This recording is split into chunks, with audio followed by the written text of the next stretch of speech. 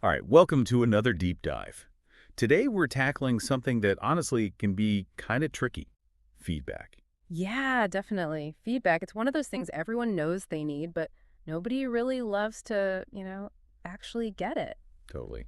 It's interesting too because we got some really awesome notes from a listener who's clearly been putting a lot of thought into this whole personal and professional development thing.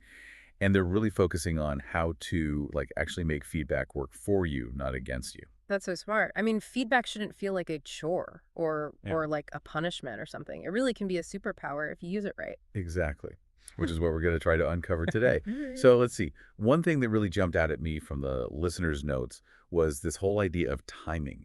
They Mm-hmm. talked a lot about how the when of feedback, like when you receive it, can be just as important as the what.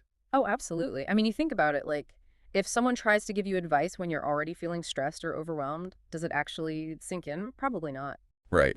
It's like trying to cram for a test 5 minutes before it starts. Your brain's just not in the right place. Exactly. The listener mentioned, remember how they talked about those times at work where they felt like they were constantly getting feedback during crunch time, like Yeah. right in the middle of a huge project, and it just like never landed right? Yeah, I totally remember that. And it makes sense, right? If you're already at your limit, any feedback, even if it's well-intentioned, can just feel like another thing piled on top of everything else. It is, and it's like our brains kind of go into this defensive mode, like we're not really open to hearing anything that might make us question ourselves or what we're doing. So then what's the solution? How do we, as, receivers of feedback, figure out when we're actually in the right headspace to get something out of it? Honestly, self-awareness is a big part of it. Yeah. Like being able to recognize when you're maybe not in the best place to like fully absorb constructive criticism. And if you know you're heading into a situation where feedback might be coming your way and you're already feeling kind of stressed or anxious about it, maybe take a few minutes to like just center yourself, breathe, remind yourself that it's meant to help you, not hurt you, and go into it with as open a mind as possible. Okay, that's a good tip. Be mindful of where your head's at. Yeah. But I feel like the listener also talked about needing a more fundamental shift in perspective. And they kept coming back to this idea of a growth mindset. Oh, yeah, totally. That's huge GE. Because with a growth mindset, you're not looking at feedback as like a personal attack or a sign you messed up. It's more like information, valuable information that can help you level up. So it's not just about hearing the feedback, but about actually taking it on board and using it to get better. Exactly. And that leads right into another big point the listener brought up, actionable feedback. Because it's not enough to just be like, oh, yeah, I get it. I got to work on that.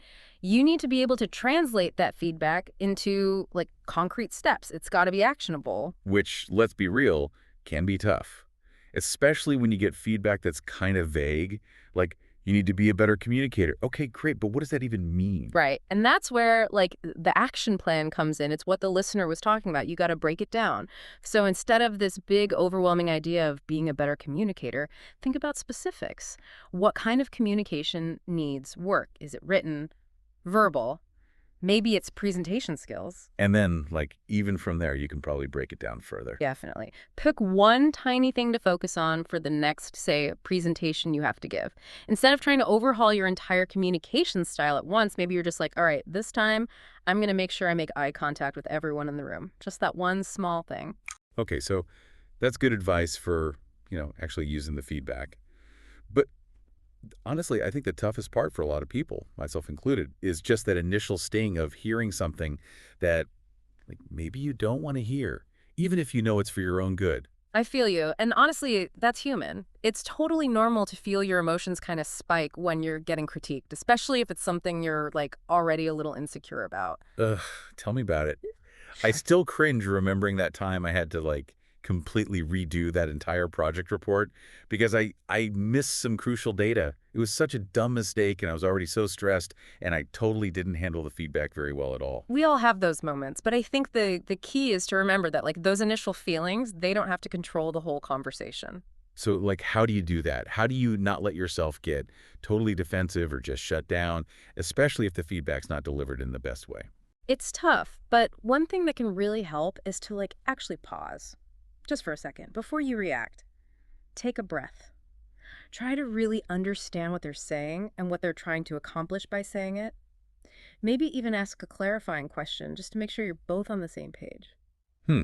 So it's almost like you're kind of forcing yourself to step back from that immediate emotional reaction Oh, and like yeah. actually engage with the substance of what's being said. Yeah, exactly. And that way you can focus on what's actually helpful, even if the delivery wasn't perfect. This whole conversation is making me think about this one really cool concept the listener mentioned in their notes. It was about, and this is going to sound weird, practicing gratitude for feedback. Oh, yeah, I love that one. It does seem counterintuitive at first. It totally does. Yeah. But the more I think about it, the more it makes Yeah. sense. Because really, someone's taking time out of their day to give you their perspective, Hmm. to point something out that you might not have seen on your own. And like that in itself is valuable, right? Whether Yeah. you agree with it or not, it's still a piece of information that can help you.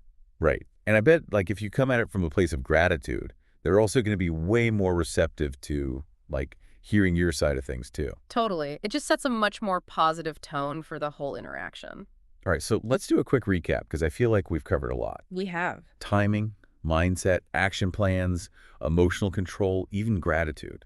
It's a lot to keep in mind, but I think it's all, like, super valuable. Definitely. And like we said at the beginning, it really can turn feedback from something you dread Mm. into like a legitimate superpower. So out of all of that, is there one thing you hope sticks with our listeners? Like, if they only remember one thing from this whole deep dive, what should it be?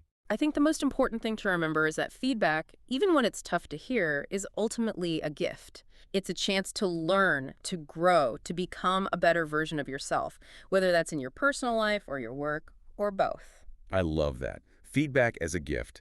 And remember, this is just a starting point. Keep exploring these ideas, put them into practice, and see what happens. You might be surprised at the difference it makes. Absolutely. And who knows, maybe you'll even start to like actually look forward to feedback Yeah. or at least not dread it as much. Okay, now that would be a true superpower.